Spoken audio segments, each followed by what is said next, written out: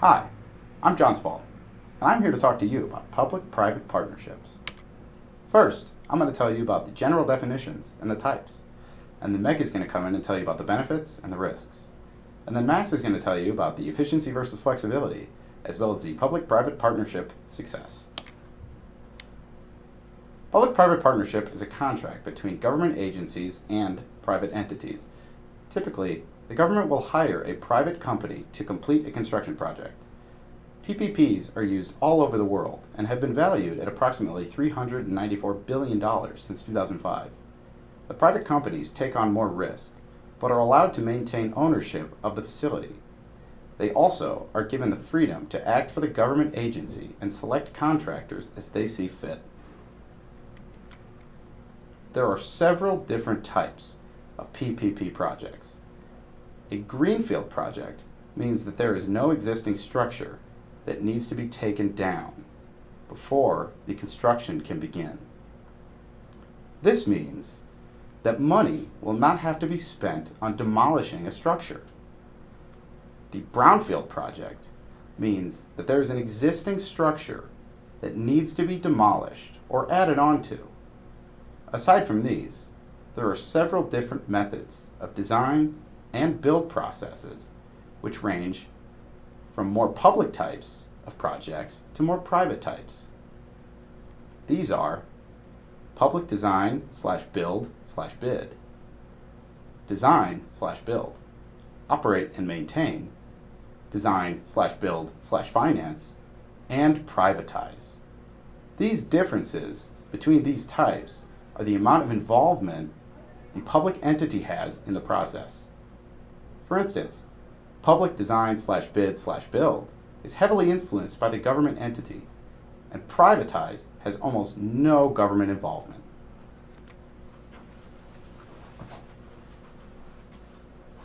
P3 contracts have many benefits. With P3s, there is greater incentives for the private entities to deliver projects on time and within budget.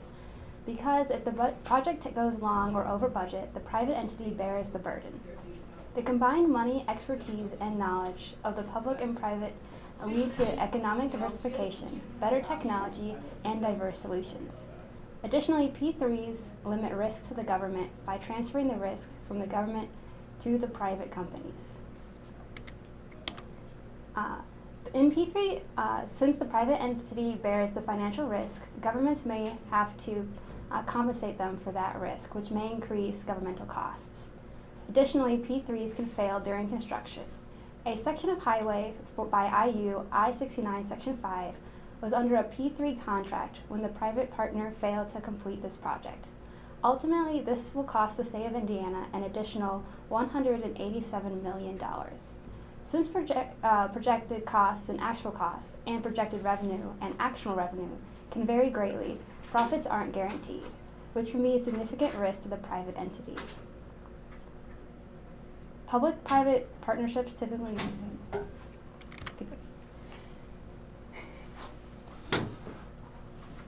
So public-private partnerships typically involve government agencies contracting with private partners to renovate, construction, operate, maintain, or manage a facility or a system that provides public service.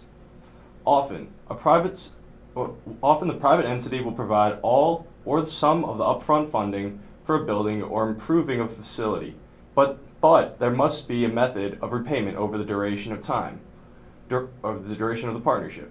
The revenue stream can be derived from a number of different sources, including fees, tolls, shadow tolls, availability payments, and local taxation.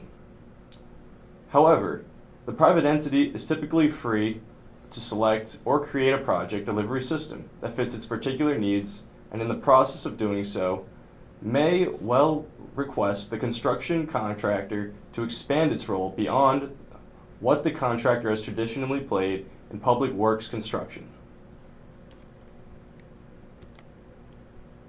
Many states already successfully use private concessionaires to provide discrete services within several different types of projects.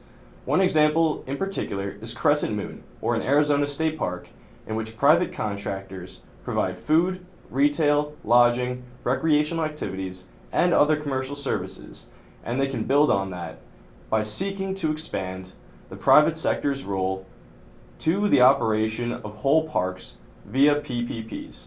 A park operation PPP would transfer the responsibility of maintaining a state park to a private operator, while enabling that operator to raise revenue throughout entrance or other fees.